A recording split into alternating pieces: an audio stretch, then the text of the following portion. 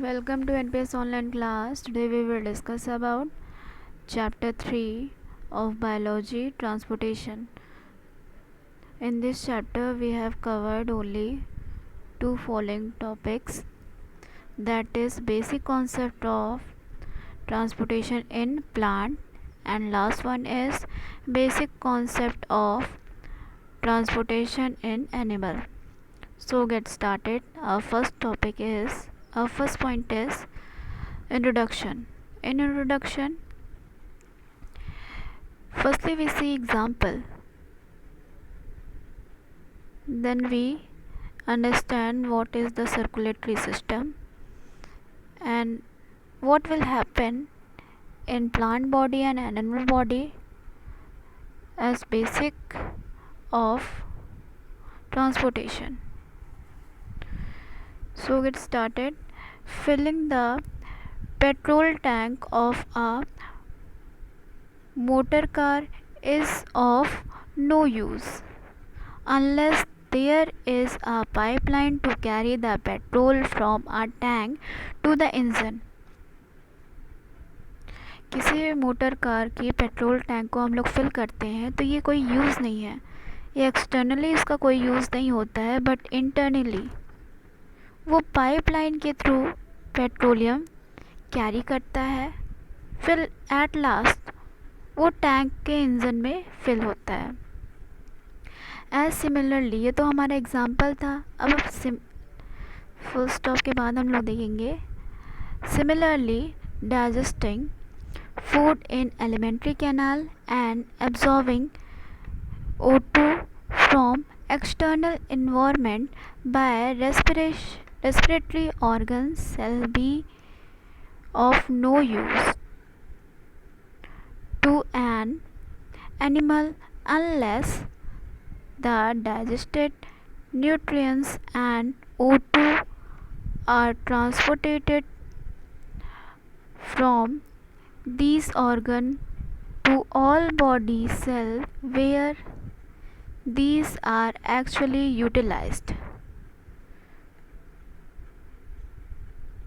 As comparing these example, अगर हम human body लेते हैं या फिर प्लांट बॉडी, तो इन एक्सटर्नली इन्वायरमेंट में जो रेस्पिरेटरी सिस्टम है, हमारा रेस्पिरेटरी ऑर्गन है ह्यूमन बॉडी में, तो मेनली क्या इनहेल करता है? ऑक्सीजन इनहेल करता है एंड O2 इनहेल करता है एंड CO2 वो रिलीज़ करता है बाय द रेस्पिरेटरी ऑर्गन. लेकिन ये हमारा वर्क होता है एक्सटर्नली इन्वायरमेंट का. ओके, ये इनटेकिंग का और आउट टेकिंग का प्रोसेस तो होता है हमारी बॉडी के इंटरनल पार्ट में, रेस्पिरेटरी ऑर्गन में. लेकिन ये जो हमारा ऑक्सीजन है, कार्बन डाइऑक्साइड है and such type of gases are mainly found in air. And air हमारा मेनली कहाँ फाउंड होता है? एक्सटर्नल इन्वायरमेंट में ये सब मिलता है.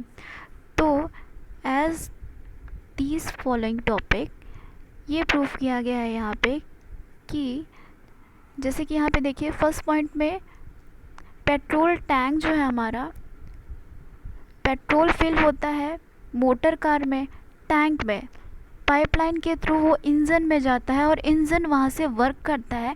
लेकिन वहाँ पे अटैच रहती है एक सिंगल पाइपलाइन जिससे वेस्ट मटेरियल, पेट्रोल तो यूटिलाइज्ड हो जाता है बट वेस्ट मटेरियल हमारा सच टाइप ऑफ मोटर कार में वेस्ट मटेरियल हमारा क्या आता है?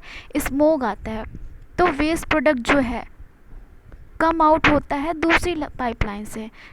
एज यूजुअल वैसे ही हमारा जो रेस्पिरेटरी ऑर्गन है, एक इनहेलिंग का प्रोसेस एंड रिलीजिंग का प्रोसेस. O2 को हम लोगों ने इनहेल किया एंड CO2 को हम लोगों ने रिलीज़ किया. तो ये जो प्रोसेस होता है ये विंस और आर्टरीज का प्रोसेस होता है, some such type of respiratory organ का प्रोसेस होता है. या फिर हम O2 और CO2 की बात कर लें या फिर हम लोग ब्लड वेसल्स की बात कर लें. ब्लड एज लाइक जो ब्लड का ट्रांसपोर्टेशन होता है, oxygenated blood and deoxygenated blood from atrium and ventricle, right और left ventricle and atrium also. तो ये जो ट्रांसपोर्टेशन होता है ये मेनली एक पाइपलाइन के थ्रू ही होता है। जैसे कि हम लोगों ने फर्स्ट एग्जांपल में देखा था मोटर कार की पाइपलाइन, हम लोगों ने देखी थी कि मोटर कार की पाइपलाइन जो है वो पेट्रोल कैरी कर रही है, टैंक में जो पेट्रोल फिल है वो पाइपलाइन के थ्रू इंजन में जाती है पेट्रोल, और वो वर्क करता है, पेट्रोल से ही इंजन वर्क करता है, और जो उसका वेस्ट प्रोडक्ट रहता है लाइक स्मोक वो रिलीज़ कर देता है एक नेक्स्ट अटैच पाइपलाइन के थ्रू। एज यूजुअल वैसे ही हमारा ह्यूमन बॉडी सिस्टम होता है, जिस पाइपलाइन के थ्रू हम O2 इनहेल करते हैं सम रेस्पिरेटरी ऑर्गन के थ्रू, और उसी रेस्पिरेटरी ऑर्गन के थ्रू हम लोग CO2 रिलीज़ भी करते हैं, अपने बॉडी से आउट करते हैं। ओके, तो नेक्स्ट हम लोग देखेंगे, ये तो बात रही हमारी रेस्पिरेटरी सिस्टम की। अब नेक्स्ट हम लोग देखेंगे सर्कुलेटरी सिस्टम के बारे में। ओके, तो ये हमारा फर्स्ट पैराग्राफ है। These waste product are to be eliminated again by a system of pipeline. Okay, similarly तो जैसे मोटर कार में जो हम लोग पेट्रोलियम का यूज़ करते हैं, पेट्रोल का यूज़ करते हैं, तो जैसे कि हम लोगों ने प्रीवियस लाइन में पढ़ा कि पेट्रोल का यूज़ जब हो जाता है, जो उसमें से वेस्ट प्रोडक्ट निकलता है वो हमारा स्मोक रहता है और सम हार्मफुल गैसेस रहती हैं जो उसके साथ इम्प्योरिटीज़ के साथ मिक्स होके उसी पाइपलाइन के थ्रू, उस नेक्स्ट पाइपलाइन के थ्रू वो अटैच रहते हैं और वहीं से रिलीज़ हो जाते हैं, बाहर निकल जाते हैं। ओके, फिर देखिए एज सिमिलरली यहाँ पे लिखा हुआ है, सिमिलरली इन द बॉडी। अब यही एग्जांपल हम लोग ह्यूमन बॉडी पे देखें तो हमारा जो मल्टी सेलुलर ऑर्गेनिज्म होता है, मल्टी सेलुलर ऑर्गेनिज्म वो जिसमें एक से अधिक सेल पाए जाएं, ठीक है, इसीलिए हम लोग इसे मल्टी सेलुलर ऑर्गेनिज्म कहते हैं। Similarly in the body of multi cellular organism are produced are large number of metabolic waste. तो अगर मल्टी सेलुलर ह्यूमन बॉडी को ले लेते हैं हम यहाँ पे मल्टी सेलुलर ऑर्गेनिज्म में, ठीक है, ह्यूमन बॉडी हो गई हमारी यहाँ पे, तो लार्ज अमाउंट में वेस्ट प्रोडक्ट रिलीज़ करते हैं, अपनी बॉडी से आउट करते हैं। ओके, यहाँ पे देखिए multi cellular organism are produce a large number of metabolic waste. तो मेटाबॉलिक वेस्ट हमारा क्या होता है, जैसे हमारा कार्बन डाइऑक्साइड हो गया है, यूरिया हो गया है एंड अमोनिया। तो ये जो 3 वेस्ट प्रोडक्ट हैं ये हमारे मेटाबॉलिक वेस्ट हैं। Okay, etcetera they are to be carried to those organ which are meant for this elimination. तो ये जो हमारे प्रोडक्ट्स रहते हैं ये एलिमिनेटिंग प्रोसेस के थ्रू वो रिलीज़ हो जाते हैं हमारे वेरियस टाइप ऑफ बॉडी पे। जैसे हमारा मल्टी सेलुलर बॉडी में जैसे प्लांट भी आते हैं एंड एनिमल भी आते हैं, एनिमल के रीज़न में हमारा ह्यूमन बॉडी भी आता है। तो डिफरेंट बॉडी शेप में डिफरेंट पार्ट्स भी होते हैं जहाँ से ये मेटाबॉलिक वेस्ट रिलीज़ होते हैं, हमारी बॉडी से बाहर होते हैं, बाहर एक स्पेशल टाइप के ऑर्गन से बाहर निकाले जाते हैं। फिर नेक्स्ट देखिए, that is why all the higher multicellular animal possesses an extensive pipeline system called circulatory system। तो इसी पाइपलाइन सिस्टम को जितने भी हमारे मल्टी सेलुलर ऑर्गेनिज्म हैं ये पोजेस्ट करते हैं एक extensive pipeline system which is called circulatory system. इसी पाइपलाइन सिस्टम में जो ट्रांसपोर्टेशन होता है, सर्कुलेटरी सिस्टम मेनली हमारा ब्लड ट्रांसपोर्टेशन होता है, ठीक है, और भी वेरियस पाइपलाइन हैं जैसे एक्सक्रेशन का प्रोसेस, वो हम लोग चैप्टर 4 में पढ़ेंगे, लेकिन ये हमारा ट्रांसपोर्टेशन का चैप्टर है। तो इसमें मेनली हमको blood transportation and respiratory transportation हम लोग को पढ़ना है मेनली इसमें। तो ये जो पाइपलाइन सिस्टम है which is also called circulatory system for transporting material between various part of the body, और ये जो पाइपलाइन है हमारे पूरी बॉडी पार्ट से अटैच्ड हैं, ओके। और इन्हीं बॉडी ऑर्गन से अटैच होकर वो कोई भी मटेरियल को ट्रांसपोर्ट ईज़िली करती हैं। फिर नेक्स्ट हम लोग लास्ट देखेंगे हमारा point, this system also help in exchanging material from the external environment as well as in the elimination of metabolic waste। तो देखिए ये जो हमारा सिस्टम है सर्कुलेटरी सिस्टम, ये एक्सचेंजिंग ऑफ मटेरियल में भी बहुत ही इम्पोर्टेंट रोल प्ले करता है, ओके। तो ये जो हमारा सर्कुलेटरी सिस्टम है एंड एक्सक्रेटरी सिस्टम ऑल्सो, तो ये दोनों जो सिस्टम है इनकी जो पाइपलाइन है, some arteries, veins and some other pipeline, तो ये जो पाइपलाइंस है ये इनटेक के साथ साथ एक्सचेंज भी करती है, इनटेक भी करती है, आउटटेक भी करती हैं, ओके। इनटेक मतलब अंदर की ओर लेती भी हैं, ट्रांसपोर्ट तो करती हैं, ट्रांसपोर्टेशन तो होता है, लेकिन इसमें एक्सचेंजिंग प्रोसेस भी है। कोई भी मटेरियल, अगर हम लोग फूड का एग्जांपल देखते हैं, यहाँ पे मल्टी सेलुलर ऑर्गेनिज्म की बात हो रही है, तो ऑर्गेनिज्म में हमारा प्लांट बॉडी और एनिमल बॉडी दोनों आता है।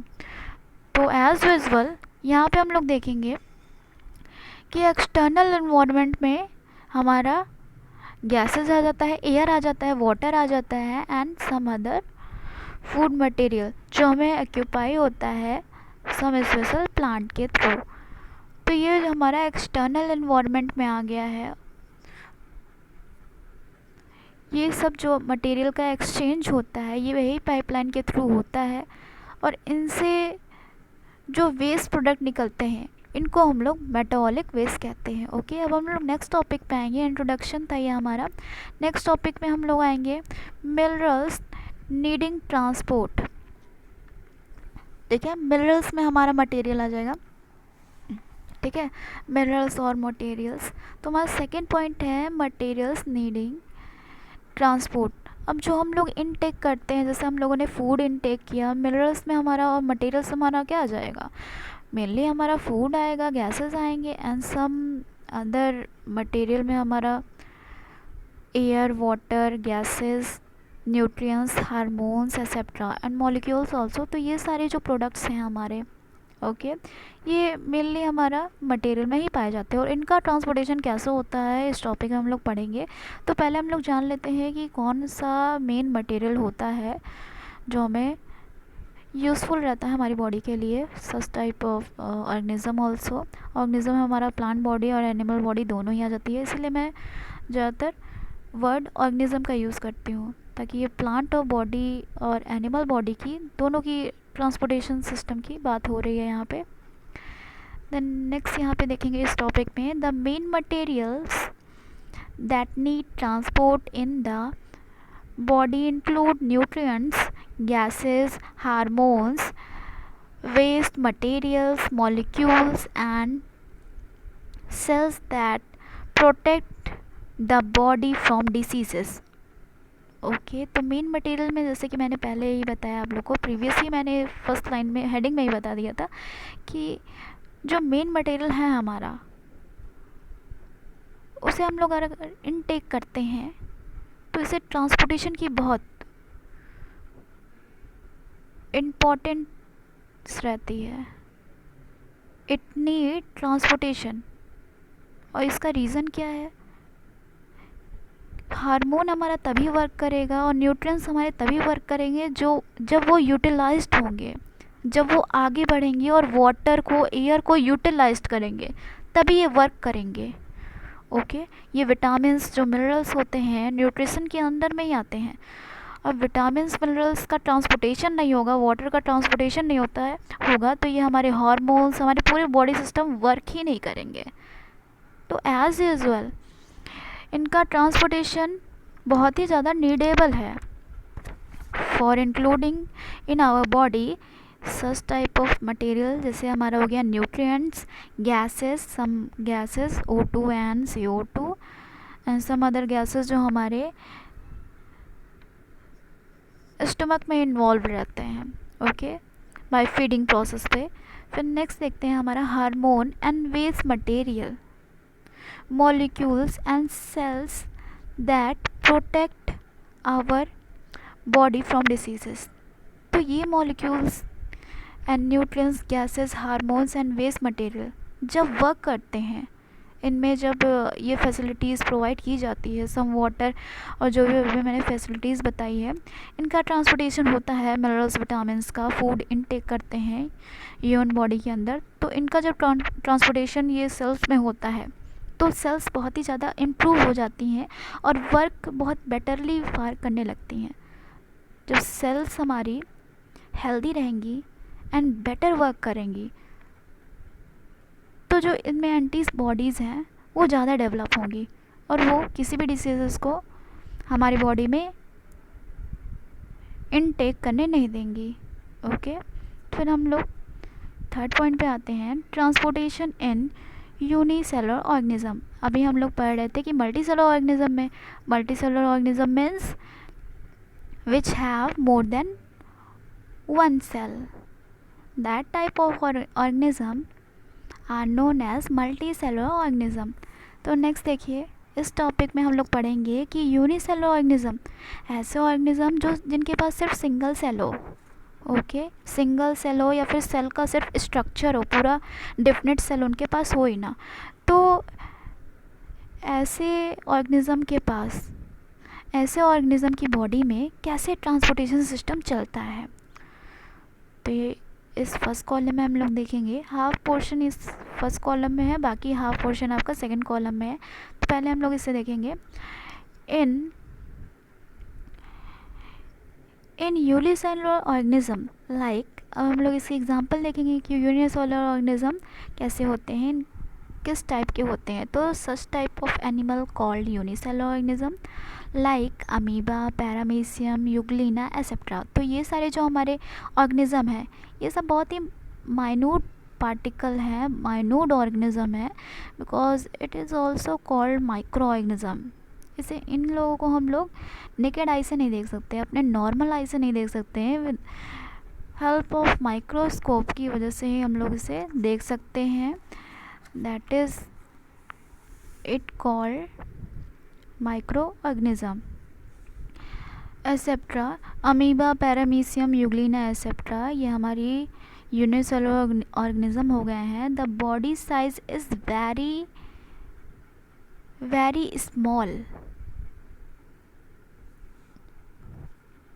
Useful substance diffuse in and harmful substances diffuse out by the simple physical process called diffusion। तो इनमें ट्रांसपोर्टेशन का सिस्टम कैसे होता है, क्योंकि इनकी बॉडी ये इतने माइन्यूट होते हैं, इतने छोटे ऑर्गेनिज्म रहते हैं, इसीलिए इन्हें माइक्रो ऑर्गेनिज्म कहा जाता है। इनकी शेप और साइज़ बहुत ही वेरी स्मॉल है। दैट इज़ वाई इनमें कोई रेस्पिरेटरी, सर्कुलेटरी, ये सारे प्रोसेस प्रेजेंट ही नहीं है इनकी बॉडी में, इतनी माइन्यूट है, दैट्स वाई। तो इनमें सिर्फ एक ही प्रोसेस होता है, डिफ्यूज़न का प्रोसेस।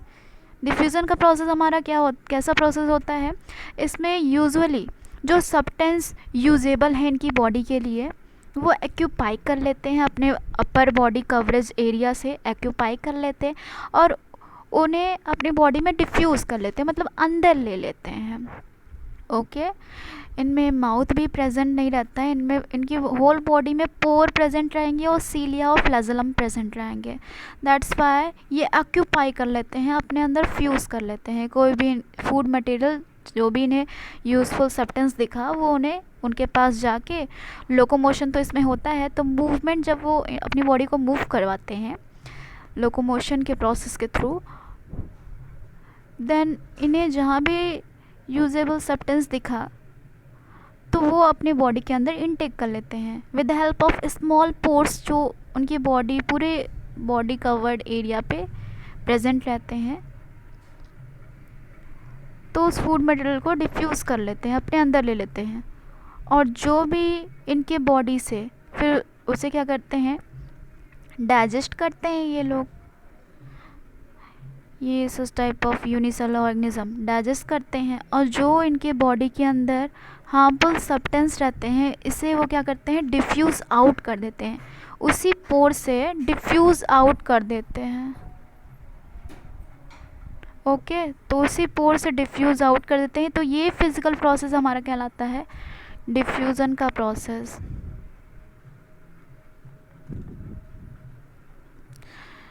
नेक्स्ट टॉपिक हम लोग पढ़ेंगे, ये हमारा फोर्थ टॉपिक है, ट्रांसपोर्टेशन इन मल्टी सेलुलर ऑर्गेनिज्म। अभी हम लोगों ने यूनिसेलुलर ऑर्गेनिज्म के बारे में पढ़ा कि उसमें ट्रांसपोर्टेशन कैसे होता है, फूड इनटेक आउटटेक कैसे रिलीज़ होता है, वेस्ट प्रोडक्ट। देन हम लोग ट्रांसपोर्टेशन सिस्टम में देखेंगे, ट्रांसपोर्टेशन सिस्टम पढ़ेंगे in multi cellular organism. So get started, ये हमारा फोर्थ पॉइंट है, इन मल्टी सेलुलर ऑर्गेनिज्म। अब मल्टी सेलुलर ऑर्गेनिज्म में सम प्लांट भी आ जाते हैं एंड एनिमल्स भी आ जाते हैं और हमारी ह्यूमन बॉडी भी आ जाती है। तो इसमें हम लोग देखेंगे, in multi cellular organism every cell is not exposed to the external environment. जो मल्टी सेलुलर ऑर्गेनिज्म बॉडी में सारे सेल एक्सटर्नली तो लोकेट नहीं होते हैं, दैट्स वाई ये ट्रांसपोर्टेशन का सिस्टम हमारी बॉडी में अलाउ हुआ है। अब देखिए इसका रीज़न क्या है, every cells can not feed, can not breathe and similarly can not eliminate harmful waste product. तो हमारी बॉडी में जितने भी सेल हैं, हम मल्टी सेलुलर बॉडी है हमारी, मतलब मोर देन वन सेल हम लोग कंटेन करते हैं। तो ये सारे सेल्स जो हमारी बॉडी में हैं, इनका फीडिंग का प्रोसेस, ब्रीथिंग का प्रोसेस एंड एलिमिनेशन का प्रोसेस ये सभी सेल ऑक्यूपाई नहीं कर सकते हैं। That's why multi cellular organism have a transportation system that catered to their needs. सारे सेल्स ये प्रोसेस ऑक्यूपाई नहीं कर सकते हैं, कैरी नहीं कर सकते हैं। दैट्स वाई जो मल्टी सेलुलर ऑर्गेनिज्म है वो ट्रांसपोर्टेशन सिस्टम कैरी करता है। ठीक है, इसीलिए हमारे बॉडी में, जो मल्टी सेलुलर ऑर्गेनिज्म बॉडी में, ये ट्रांसपोर्टेशन सिस्टम अवेलेबल रहता है, प्रेजेंट रहता है हमारी बॉडी में। ओके, फिर नेक्स्ट हम लोग देखेंगे, नेक्स्ट लाइन में देखेंगे, and extra cellular fluid is present in the body of multicellular organism that keep on circulating and help in the transportation and distribution of various material। हमारे whole body में ये extra cellular fluid present रहता है। With the help of these fluid our body keep maintaining circulation system. हमारी body circulatory system maintain करती है। जो intake हम लोग फूड करते हैं, तो ये एक्स्ट्रा सेलुलर फ्लूइड की हेल्प से ये सारे विटामिन्स, मिनरल्स सारे सेल्स में पहुंच जाते हैं with the help of transportation system जो हमारी बॉडी में प्रेजेंट है। और ये जो फ्लूइड प्रेजेंट है, फ्लूइड हम लोग किसे कहते हैं, जो लिक्विड मटेरियल होता है हमारे बॉडी के अंदर। होल बॉडी में हमारा ये ब्लड के साथ साथ सेल्स के अंदर तो हमारा प्लाज्मा मेम्ब्रेन तो रहता है, उसकी वजह से मूव करते हैं। सेल के अंदर जो ऑर्गेनल्स रहते हैं वो उस फ्लूइड की वजह से, प्लाज्मा मेम्ब्रेन के फ्लूइड की वजह से मूव करते हैं। देन हमारी बॉडी में जो सेल्स हैं वो कैसे मूव करते हैं, with the help of this fluid, extra cellular fluid की हेल्प से ये बॉडी में जितने सेल्स हैं वो मूव करते हैं। और कोई भी उनके सेल्स में कोई भी डिफिशियंसी रहती है, कोई भी कमी रहती है, तो वो इनटेक कर लेते हैं by the help of transportation system. Okay, तो जो मटेरियल हम लोग इनटेक करते हैं वेरियस मटेरियल में, जैसे हम लोगों ने रीड किया, वेरियस मटेरियल हमारा कैसे कौन कौन से हो जाएंगे, food, nutrition, gases, hormone and waste material, वो तो हम लोग रिलीज़ करते हैं। देन नेक्स्ट देखिए, जो ये मेन मटेरियल्स हैं ये वेरियस टाइप ऑफ पाइपलाइन के थ्रू डिस्ट्रीब्यूट हो जाते हैं और सारे सेल्स में पहुंच जाते हैं इक्वली, ताकि ये हमारे बॉडी का लेवल मेंटेन रह सके। ठीक है, किसी भी सेल में डिफिशियंसी नहीं होती है इसकी वजह से, with the help of these type of process that is called transportation. Then next देखेंगे सर्कुलेशन प्रोसेस। सर्कुलेशन क्या होता है, सर्कुलेशन प्रोसेस क्या होता है, तो देखेंगे the fluid which are present in our body, it is called extracellular fluid. The flow of extracellular fluid in the body is called circulation. अब देखिए जो हमारे बॉडी में एक्स्ट्रा सेलुलर के हेल्प से मटेरियल फ्लो करता है उसे हम लोग क्या कहते हैं, उसे हम लोग सर्कुलेशन कहते हैं। ओके, फिर all the parts of the body that help in the transportation of various materials collectively constitute circulatory system or internal transportation system। अब देखिए हमारी बॉडी के अंदर जितने पार्ट्स हैं वो ट्रांसपोर्टेशन के थ्रू ही कलेक्ट होते हैं, ट्रांसपोर्टेशन के थ्रू मटेरियल को कलेक्ट करते हैं। देन सर्कुलेटरी सिस्टम से, और इंटरनल सर्कुलेटरी सिस्टम को हम लोग इंटरनल ट्रांसपोर्टेशन या फिर इंटरनल ट्रांसपोर्ट सिस्टम भी कहते हैं। ओके, सर्कुलेटरी सिस्टम तो मेनली हमारा ब्लड में हम लोग पढ़ते हैं। सर्कुलेटरी सिस्टम में मेनली हम लोग ब्लड पढ़ते हैं, लेकिन जो हम लोग फूड इंटेक करते हैं, वाटर इंटेक करते हैं and some other gases intake करते हैं, O2 एंड CO2 रिलीज़ करते हैं, CO2। देन इसका रेगुलेशन कैसे होता है, इसका ट्रांसपोर्टेशन कैसे होता है, यही सर्कुलेशन सिस्टम के थ्रू होता है। इसमें मेनली हम लोग सर्कुलेशन का प्रोसेस यूज़ होता है, और सर्कुलेशन के प्रोसेस तभी ये हेल्पफुल रहता है जब वहाँ पर एक्स्ट्रा सेलुलर फ्लूइड प्रेजेंट हो। ओके, फिर नेक्स्ट हम लोग देखते हैं इंटरनल ट्रांसपोर्ट सिस्टम को हम लोग सेलुलर फ्लूइड से जो ऑक्यूपाई करता है तो हम लोग इसे क्या कहते हैं, सर्कुलेटरी सिस्टम भी कहते हैं। एंड लास्टली इसे और क्या कहा जाता है, इंटरनल ट्रांसपोर्ट सिस्टम कहा जाता है। ओके, फिर नेक्स्ट पॉइंट पे हम लोग आ जाते हैं। नेक्स्ट पॉइंट से पहले ये देखिए, we can study these transportation and distribution of materials in multi cellular plants and animal. जो हम लोगों ने ट्रांसपोर्टेशन पढ़ा वो मल्टी सेलुलर ऑर्गेनिज्म में पढ़ा। एज़ यूजुअल मैंने प्रीवियस ही आपको कहा था कि ये मल्टी सेलुलर जो ट्रांसपोर्टेशन सिस्टम हम लोग पढ़ रहे हैं ये प्लांट और एनिमल्स के बारे में पढ़ रहे हैं, और एनिमल्स के बेसिस पे हमारे ह्यूमन बॉडी भी आता है। फिर नेक्स्ट हम लोग 5th पॉइंट पढ़ेंगे, ट्रांसपोर्टेशन इन प्लांट। ये हमारा इम्पॉर्टेंट पॉइंट है। तो ट्रांसपोर्टेशन इन प्लांट में पढ़ेंगे एज एक्सप्लेन अवर पैराग्राफ। ओके, जो हम लोगों ने अभी तक एक्सप्लेनेशन पढ़ा, एक्सप्लेनेशन को ध्यान से देखा, उसके बाद हम लोग इन लार्ज ऑर्गेनिज्म बॉडी लेंगे। ठीक है, फिर उसमें देखेंगे कि ट्रांसपोर्टेशन सिस्टम कैसे डिफिनेट पोजीशन पे ट्रांसफॉर्म होता है, कैसे other material this type of various main material कैसे ट्रांसपोर्ट होते हैं। With the help of these paragraph हम लोग रीड आउट करेंगे और इसके बारे में डिस्कस करेंगे। तो देखिए यहाँ से, large organism required a definite transport system. जो लार्ज बॉडी है, जैसे हमारी ह्यूमन बॉडी हो गई है, और such type of animal like elephant, dog, giraffe etcetera, this type of animal having large और definite transport system. Definite transport system मैं इसलिए कह रही हूँ क्योंकि कुछ बॉडी जैसे यूनिसेलुलर हो गए हैं, तो अमीबा में जो ट्रांसपोर्टेशन सिस्टम चेंज होता रहता है क्योंकि उनकी बॉडी का शेप और साइज़ चेंज होते रहते हैं, दैट्स वाई।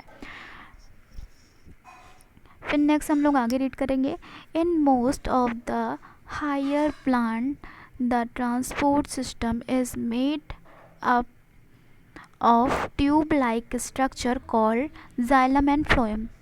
जो हायर प्लांट्स होते हैं, जो हायर प्लांट बॉडीज़ होते हैं, like banyan tree, neem tree etcetera.